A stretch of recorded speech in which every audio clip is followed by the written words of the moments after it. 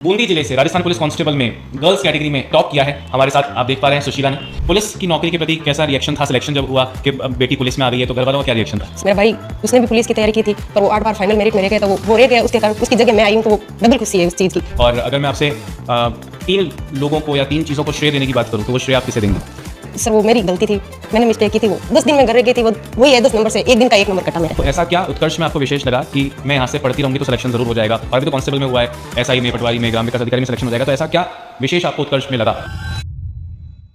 चलता रहूंगा पथ पर और चलने में माहिर बन जाऊंगा, या तो मंजिल मिल जाएगी या एक अच्छा मुसाफिर बन जाऊंगा।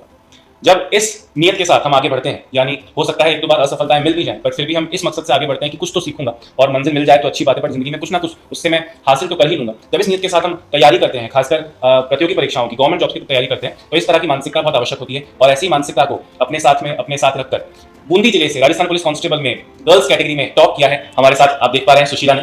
नागौर की रहने वाली है, बूंदी जिले से फॉर्म भरा था और वहां पर टॉपर रही है। उत्कर्ष से लगातार ये पढ़ रही हैं। एक आध परीक्षा पहले जिसमें वो असफल रही हैं, वो ग्राम विकास अधिकारी की परीक्षा भी रही है। उससे पिछली जो भर्ती थी राजस्थान पुलिस कांस्टेबल की, उसमें भी लास्ट में असफलता हासिल हुई, बट हिम्मत नहीं हारी और लगातार विश्वास रखा उत्कर्ष पर, माता पिता पर, ईश्वर के आशीर्वाद पर और अच्छे कर्म पर, और बूंदी जिले से टॉप किया। सुशीला, सबसे पहले तो आपको बहुत बहुत बधाई।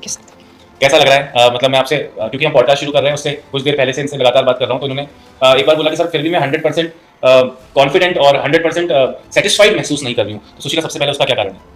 सर उसका ये कारण है कि मुझे और भी आगे जाना है। अभी जो मैं चाहती हूँ वो अभी तक मुझे मिला नहीं है। बिल्कुल मिलेगा, पर ये भी अपने आप में एक बहुत बड़ा अचीवमेंट है, तो बहुत खुशी हुई होगी आपको भी। और जैसा आपने बताया कि घर में शायद और कोई पुलिस विभाग में तो कार्यरत नहीं है, पिताजी किसान है। हाँ। तो पुलिस की नौकरी के प्रति कैसा रिएक्शन था सिलेक्शन जब हुआ कि बेटी पुलिस में आ गई है, तो घर वालों का क्या रिएक्शन था? सब बहुत खुश थे, सब लोग बहुत खुश थे। वो मेरा भाई उसने भी पुलिस की तैयारी की थी पर वो 8 बार फाइनल मेरिट में रह गया, तो वो रह गया, उसके कारण उसकी जगह मैं आई हूँ, तो वो डबल खुशी है उस चीज़ की कि जो एक रह रहा है वो दूसरा पूरा कर रहा है। बिल्कुल, और कहीं ना कहीं आपके भाई के लिए भी शुभकामनाएं। हाँ। क्योंकि देखें, अगर इतनी बार फाइनल मेरिट में रहे, मतलब ज्ञान तो है, डेडिकेशन जो है वो तो उनका रहा होगा। हाँ, बट ठीक है, हमेशा हर एक को सफलता नहीं मिलती है, और कभी कभी इसमें किस्मत भी एक बड़ा रोल निभाती है, और नो डाउट मेहनत और ईश्वर का आशीर्वाद तो बहुत बड़ी बात है। आपको क्या लगता है कि यह आपका दूसरा अटेम्प्ट था वैसे राजस्थान पुलिस कांस्टेबल के एग्जाम देने का, और आप ऑफलाइन रही हैं उत्कर्ष में? पहले अपने वीडियो की तैयारी, वीडियो मेंस का मैंने ऑनलाइन कोर्स लिया था और सीटी ऑफलाइन बैच, सीटी ऑफलाइन बैच, जो एक पुलिस कांस्टेबल एग्जाम से जस्ट पहले जो सीटी का बैच था। तो हम हमेशा कहते हैं कि सारी तैयारियां एक दूसरे से जुड़ी होती हैं। तो राजस्थान पुलिस कांस्टेबल के बैच में सुशीला ने तैयारी नहीं की थी, पर सीटी के बैच में इन्होंने हमसे पढ़ा, और उसके जस्ट बाद में क्योंकि एग्जाम था पुलिस कांस्टेबल का, तो वो तैयारी काम आ गई। और आपको कई बार याद होगा जब सीटी एग्जाम होने वाले थे, तब भी हमने इस तरह की एडवाइस आप लोग को की थी कि अगर आप सीटी की प्रिपरेशन को केवल एक पात्रता परीक्षा ना मान के उसको सीरियसली पढ़ें, तो कहीं ना कहीं जो एग्जाम उसके अंतर्निहित होने वाले हैं वो सारे उसमें हो जाएंगे, और कहीं ना कहीं वो आपके लिए भी काम किया। तो अभी और क्या आगे सोचा है आपने? कौन कौन से एग्जाम, मतलब थानेदार तो शायद ऐसा ही बनना है, तो एक ऑब्वियस सारे पुलिस कांस्टेबल जो भर्ती हुए हैं उन सबका ही लक्ष्य रहता है, पर और क्या आपने सोचा है? सर अभी तो थानेदार तक ही सोचा है। थानेदार तक ही सोचा। एक चीज़ और दोस्तों मैं आपको बताना चाहूंगा कि सुशीला अभी सक्सेस होने के बाद भी हमारे ऑफलाइन बैच में इन्होंने दोबारा से एडमिशन लिया है एग्जाम होने के बाद भी, और अभी ये पटवार के हमारे बैच में है। सिलेक्शन हो चुका है, फिर भी कुछ दिन पहले जो सीटी ग्रेजुएशन का एग्जाम हुआ है वो भी इन्होंने दिया है, और इस बार का सीटी 12, और अभी हम जब ये रिकॉर्ड कर रहे हैं तो हम आज 20 तारीख को रिकॉर्ड कर रहे हैं, तो एग्जाम में अभी 2 दिन बचे हैं, तो वो भी ये देने वाली हैं। तो कहीं ना कहीं रुकना नहीं है। मतलब कई बार ऐसा होता है कि हम सेटल फॉर लेसर, एक शब्द आपने सुना होगा कि कई बार हमें प्रतिभा बहुत होती है, पर ये मैं जरूर आप लोगों से एडवाइस करूंगा, चाहे वो पशु परिचर जैसी भर्ती हो या कांस्टेबल जैसी भर्ती हो, आप लोगों को कभी ये नहीं सोचना है कि नौकरी छोटी है या नौकरी बड़ी है। नौकरी नौकरी होती है, और पूरे देश भर में आप देखा जाए तो केवल पुलिस कांस्टेबल से भी लाखों परिवारों का चूल्हा दिन में 2 बार 3 बार जल रहा है, तो वो पुलिस कांस्टेबल की नौकरी है। तो एक बहुत बड़ा अचीवमेंट है, पर हाँ रुकना नहीं है। जब तक हमें प्रतिभा है, जब तक हम आगे बढ़ सकते हैं, तब तक हमें बढ़ते जाना है, और सुशीला लगातार वो करके दिखा रही हैं। सिलेक्शन होने के बाद भी इन्होंने दोबारा से पटवारी बैच में एडमिशन लिया है। ये पुलिस कांस्टेबल की तैयारी की प्रेरणा आपको घर में किससे मिली?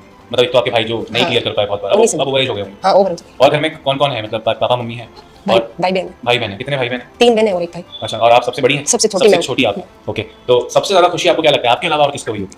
फैमिली वालों को, ये जो मुझसे जुड़े हुए वो सब खुश है, सब बहुत खुश है। और अगर मैं आपसे 3 लोगों को या 3 चीजों को श्रेय देने की बात करूं, तो वो श्रेय आप किसे देंगे?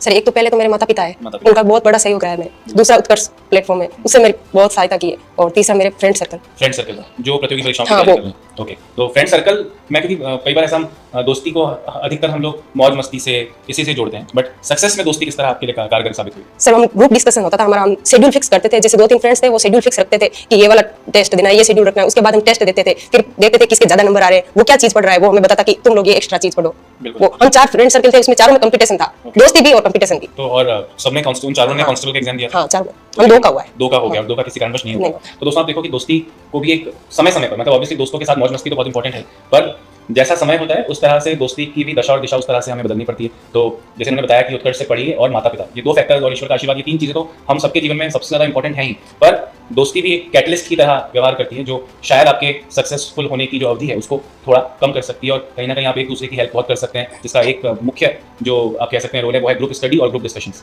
कैसा स्ट्रगल रहा, मतलब तैयारी में तो समय लगा, तैयारी आपकी जैसे आपने वीडियो मेंस की तैयारी की, मतलब प्री क्लियर किया था, और पिछली बार जो ग्राम विकास अधिकारी का पेपर था मैं याद कर पा रहा हूँ, वो शायद प्री शायद मेन से भी टफ था, अजीब से क्वेश्चन आ गए थे, मैथ्स में शायद वो आईआईटी जेईई के क्वेश्चन आ गए थे, वो वाला एग्जाम था ना ये, तो वो आपने क्लियर किया, वो भी अपने बड़ी बात थी। मेंस के लिए आपने तैयारी की थी, तो वो सारी आपको क्या लगता है, जैसे हम एज अ टीचर हम अक्सर स्टूडेंट्स को बोलते हैं कि आप तैयारी करते जाओ, और जहाँ तक प्रतियोगी परीक्षाओं की बात है, सारी तैयारी थोड़ी बहुत एक दूसरे से जुड़ी हुई है, तो इसको आपने कितना नोटिस किया है कि पुरानी तैयारी को किस तरह कंटिन्यू रखा जाए कि उसमें बीच में ब्रेक ना लगे, वो हमें अगले एग्जाम के लिए भी हेल्प करे, तो आपने वो कंटिन्यूटी किस तरह बना के रखी? सर मैंने ऐसे रखी, जैसे मैं फॉर्म सारे भरती थी, एग्जाम सारे देती थी, तैयारी एक रखती थी, जैसे सेम शेड्यूल है, सेम सिलेबस होता था, लगभग राजस्थान में सेम सिलेबस होता है, एक दो में अलग अलग इंडिया की नहीं आती है, किसी में आती है, तो वो मैं सारे एग्जाम देती थी, तैयारी एक चीज की करती थी पर एग्जाम सारे देती थी। जो न्यू एग्जाम पेपर में जो न्यू क्वेश्चन मिलते थे वो मैं अपने नोट्स में ऐड करती थी, और मैंने उत्कर्ष के नोट्स के अलावा प्रीवियस के पेपर देखे हैं, और बुक्स मैंने कोई भी नहीं पढ़ी, मैंने बस अपने उत्कर्ष के जो नोट्स बनवाए थे वो मैंने अपने नोट्स पढ़े और प्रीवियस के पेपर देखे।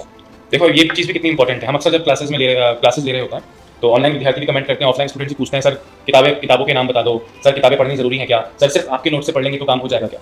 तो अब आप देखिए, मैंने टॉप किया है, मतलब सिलेक्शन पाना तो बड़ी बात है, पर उसमें भी आप टॉप करेंगे, ये ऑब्वियसली बहुत बड़ी बात है। उसमें PYQs और ये उत्कर्ष से पढ़नी, मैं ये नहीं कह रहा हूँ कि उत्कर्ष में पढ़ने से सिलेक्शन होता है, अगर आप जहाँ भी पढ़ रहे हैं, जिन भी टीचर्स से आप पढ़ रहे हैं उन पर विश्वास रखना ही चाहिए हमें। हम डाउटफुल नेचर के साथ में, गीता में श्री कृष्ण ने भी कहा था कि श्रद्धावान लभते ज्ञानम, श्रद्धा आपको रखनी पड़ेगी कि सामने आपको जो पढ़ा रहा है उनके नोट्स, उनके लेक्चर्स में जो उन्होंने बताया वो आप पढ़ लीजिए, और हर परीक्षा के लिए जो प्रीवियस ईयर पेपर्स हैं वो तो पढ़ने ही पड़ते हैं, तो और किताबें नहीं पढ़ी, मैं ये नहीं कहूँगा कि आप किताबें मत पढ़िए, किताबें पढ़िए, पर पहली प्राथमिकता आपकी होनी चाहिए खुद के बनाए हुए नोट्स, और जिस कोचिंग से या जिस संस्था के नोट्स आप फॉलो कर रहे हैं, मतलब बहुत ज्यादा इधर से भी ले लूं इधर से भी ले लूं, ऐसा नहीं होना चाहिए, भटकना नहीं है सर। एक चीज पे जैसे हमें अपने नोट्स पूरे याद हो गए, मेरे नोट्स जैसे मुझे पूरे याद हो गए, तब भी मैं एक एक पॉइंट याद होना चाहिए अपने नोट्स में, तभी आप दूसरी बुक उठाओ। अगर आपके नोट्स क्लियर नहीं है तो आप बुक कितने भी पढ़ लो, सिलेक्शन नहीं होगा। नोट्स क्लियर होना चाहिए, सिलेक्शन होता है, नोट्स में से बुक स्टॉल वाला शायद सबसे पहले सिलेक्शन कर चुका हो, तो बिल्कुल सही का मतलब रिसोर्सेज दो तीन चीजें ही हमको चुनिए कि मैं ये करूंगी और इन्हीं को 10 बार करूंगी। अपने नोट्स, प्रीवियस के पेपर और टेस्ट देने बहुत जरूरी है सर। बिल्कुल। आपको दोस्तों याद होगा चांदनी चौक टू चाइना एक मूवी थी अक्षय कुमार की, उसमें एक डायलॉग था कि हमें सामने वाले के उन 1000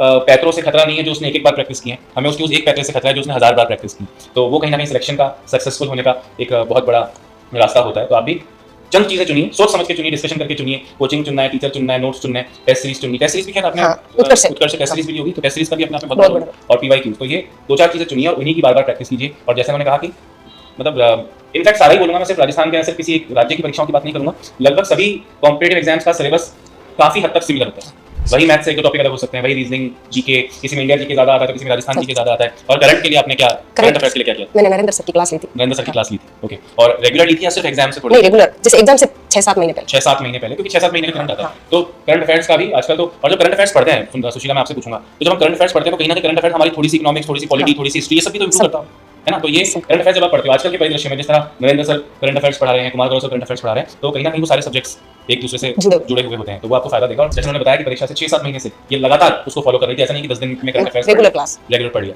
तो अभी और कौन-कौन से फॉर्म्स पे और कौन-कौन सी भर्तियों पर नेक्स्ट टारगेट फोकस है? अभी तो सर फिलहाल ये सीटी है, सीटी लेने के बाद में जो उसके साथ में एग्जाम में पटवारी, ग्राम विकास अधिकारी का फिलहाल, तो ग्राम विकास अधिकारी क्लियर नहीं कर पाए थे क्या? वो 30 है मन में अभी? सर वो मेरी गलती थी, मैंने मिस्टेक की थी, वो घर चली गई थी मैं बीच में। अच्छा, वो 10 दिन में घर गई थी, वो वही है 10 नंबर से, एक दिन का 1 नंबर कटा मेरा 10 नंबर से। देखो कितना डिटेल तरीके से आप कह सकते हैं कि रिसर्च उन्होंने किया कि वो 10 दिन वेस्ट हो गए थे, इस वजह से 10 नंबर से रह गई। और मैं हमेशा बोलता हूँ कि अगर आप 2 दिन की अपनी पढ़ाई वेस्ट करते हैं तो किसी भी वैकेंसी की सीट कितनी आती है? 2000, 800, 500, 1500, 3000। तो कंटिन्यूटी बहुत इंपॉर्टेंट है, क्योंकि अगर आप कंटिन्यू नहीं है तो कोई और तो कंटिन्यू पढ़ ही रहा है और वो आपसे आगे किसी भी समय निकल सकता है। दूसरा मुझे बताओ सुशीला कि आपको क्या लगता है एक एवरेज टाइम किसी भी कॉम्पिटिटिव एग्जाम को क्लियर करने के लिए कितने महीने का डेडिकेशन विद्यार्थी को चाहिए? सर 6 महीने बहुत है। 6 महीने में, हाँ। 6 महीने जैसे एक फॉर्म फिल कर दिए उसके बाद आप कंटिन्यू रखें तो पेपर क्लियर हो जाएगा, बिल्कुल क्लियर हो जाएगा। तो आपका क्या शेड्यूल रहता था? सर मेरा रोज का शेड्यूल रहता था, मैं रोज शेड्यूल बनाती थी और उसमें उसे पूरा करती थी, जब तक वो पूरा नहीं होता था मैं नहीं उठती थी। और जैसे छोटा शेड्यूल रहता था मैं जल्दी फ्री हो जाती थी, फिर एक्स्ट्रा नहीं पड़ती थी, मेरा रोज का शेड्यूल फिक्स रहता था। अच्छा, लंबा शेड्यूल उठने से लेकर रात को सोने तक किस टाइम पे आप क्या कर रही होंगी? क्या ये सच में फॉलो करते हैं? क्योंकि जो ये वीडियो देख रहे हैं टाइम टेबल तो इन सब नहीं बनाया, पर उसे फॉलो करना बड़ा मुश्किल होता है सर। फिर लंबा होता है वो शेड्यूल, वो लेट टाइम लेता है, ज्यादा टाइम लेता है, और छोटा होता है तो फ्री जल्दी हो जाता है। तो जो PYQs थे, प्रीवियस ईयर पेपर्स थे और टेस्ट सीरीज थी, इसका आपका क्या शेड्यूल रहता था? रोज कुछ टेस्ट देने या एक दिन में फिर जिस दिन बैटिंग उस दिन सारे टेस्ट दे देंगे? नहीं सर, टेस्ट सीरीज तो मैंने बाद में ज्वाइन की थी, पहले मैंने पूरा शेड्यूल कवर किया था, जो सिलेबस कैसे कवर करना है। और जैसे प्रीवियस के पेपर में जो नए क्वेश्चन मिलते थे वो अपने नोट्स में ऐड करती रही, सारे प्रीवियस के पेपर जो भी एग्जाम होते हैं ना, वीडियो, पटवार, कांस्टेबल और संगणक, वो सारे। तो एक चीज जो मुझे आपसे पूछनी है और आपके माध्यम से मैं सारे स्टूडेंट को बताना चाहूंगा कि आपने वीडियो के लिए उत्कर्ष से पढ़ा, तब आपने ऑनलाइन पढ़ा, फिर आपने सीटी के लिए पढ़ा, आपके साथ आपके फ्रेंड्स भी आए थे पढ़ने, और फिर आपका काउंसलर एग्जाम निकला, भी आप पटवारी के बैच में भी उत्कर्ष में वर्तमान में भी ऑफलाइन पढ़ रही हैं। तो जब आपने ऑनलाइन पढ़ा उसके बाद 2 बार ऑफलाइन कोचिंग कर रही हैं, तो ऐसा क्या उत्कर्ष में आपको विशेष लगा कि मैं यहाँ से पढ़ती रहूंगी तो सिलेक्शन जरूर हो जाएगा, और अभी तो कांस्टेबल में हुआ है, एसआई में, पटवारी में, ग्राम विकास अधिकारी में सिलेक्शन हो जाएगा, तो ऐसा क्या विशेष आपको उत्कर्ष में लगा कि उत्कर्ष के साथ ही रहने पर मुझे लगता है कि मैं सिलेक्शन तक पहुंच जाऊंगी? सर हर चीज में भरोसा होना बहुत जरूरी है। मुझे उत्कर्ष पे इतना भरोसा है कि मैं और भी आगे बहुत आगे जाऊंगी। और उत्कर्ष पे भरोसा आज तो खैर गहरा हो चुका होगा, बट स्टार्टिंग में जो भरोसा बना उसके 2-3 मुख्य कारण क्या रहे होंगे? सर टीचर, फैकल्टी, नोट्स, यही है। फैकल्टी और नोट्स, और जो अब जब इन्होंने नोट्स बोला है तो नोट्स का मतलब शायद हमारे जो टेस्ट होते हैं वो भी उस नोट्स का ही हिस्सा है। नोट्स हो गए, टीपीपीस हो गए, तो डेफिनेटली। और सबसे पहले मैंने कहा विश्वास। जब एक बार किसी चीज़ पे विश्वास हो जाए, पहले विश्वास करने से पहले तो सोच समझ के ही करना चाहिए। वो आपने भी रिसर्च किया होगा कि मैं कैसे अपनी तैयारी को आगे बढ़ाऊं, तो आप रिसर्च करिए, पर उसके बाद जब आपको भरोसा हो जाए तो फिर वो डगमगाना नहीं चाहिए। आप अगर अच्छे से तैयारी करेंगे, क्योंकि तैयारी का मेरे ख्याल में 60-70% तो विद्यार्थी पे खुद पे निर्भर करता है। खुद की तैयारी बहुत जरूरी है सर। कोचिंग संस्थान तो बहुत है और मैटर भी बहुत सारा देता है, पर एक पे भरोसा करो। तो लास्ट में सुशीला, मैं आपसे, जो तमाम लोग इस वक्त स्टूडेंट्स देख रहे हैं इस वीडियो को, हो सकता है आपके कुछ जानकार, आपके फ्रेंड्स भी देख रहे होंगे जो नागौर से हैं, आपको पर्सनली जानते हैं, स्कूल कॉलेज में आपके साथ रहे होंगे, वो और जो प्रतियोगी परीक्षाओं की तैयारी कर रहे हैं, उनको आप क्या टिप देना चाहती हैं कि अल्टीमेटली कोचिंग इंस्टीट्यूट और ये सब इंपॉर्टेंट है, पर सफलता के लिए सबसे इंपॉर्टेंट चीज़ें क्या क्या हैं? सर मैं 5 टिप्स देना चाहूंगी उसके माध्यम से। पहला तो माता पिता का आशीर्वाद, दूसरा कड़ी मेहनत, तीसरा अच्छा संस्थान, चौथा अच्छे दोस्त, और 5वां टिप्स है ये 4 पॉइंट आपको याद रखना है। अरे वाह, तो क्या क्या होता है? कड़ी मेहनत, माता पिता का आशीर्वाद, अच्छे दोस्त, अच्छा संस्थान यानी उत्कर्ष जैसा संस्थान जो आपको अच्छे से पढ़ा सके, फैकल्टी अच्छी हो, और 5वीं जो सबसे इंपॉर्टेंट टिप है कि आप इन चारों को हमेशा याद रखें। तो उत्कर्ष हमेशा विद्यार्थियों के प्रति बहुत विद्यार्थी हित में हमेशा काम करता रहता है, विद्यार्थियों को पढ़ाता रहता है। और सुशीला जैसे अचीवर्स को आपके सामने लाने का मकसद सिर्फ इतना होता है कि आप ये नोटिस करें कि नॉर्मल से स्टूडेंट्स जो वर्तमान में भी ये पढ़ रही है उत्कर्ष के बैच में, इससे पहले ये बैच में थी, तो आपके नजदीक में बैठा स्टूडेंट ही सेलेक्ट होने वाला है, तो क्यों ना आप भी तो हो सकते हैं। तो ये मानसिकता के साथ आप लगातार पढ़ते रहिए। और सुशीला को पूरे उत्कर्ष परिवार की तरफ से एक बार फिर से बहुत बहुत शुभकामनाएं, आपके पूरे परिवार को शुभकामनाएं। और मुझे पूरी उम्मीद है आपकी बातों से, मुझे लगता है कि आप यहाँ नहीं रुकेंगी और लगातार और प्रोग्रेसिव तरीके से अपने करियर में आगे बढ़ने का प्रयास करेंगी। तो एक बार फिर से आपको बहुत बहुत शुभकामनाएं, आप सभी को इस वीडियो को देखने सर एक लाइन बोलना चाहूँगी। बिल्कुल, सुशीला कुछ बोलना चाहती है। कहते हैं कि मिली जाएगी मंजिल भटकते भटकते, गुमराह तो वो है जो घर से निकले ही नहीं। बिल्कुल, और घर से निकलना है। और जैसे मैंने बताया कि वीडियो में 10 नंबर कम इसलिए पढ़ गए थे क्योंकि 10 दिन बाहर थी, तो घर से निकलो और पढ़ाई में लग जाओ। इस वीडियो में इतना ही। नमस्कार।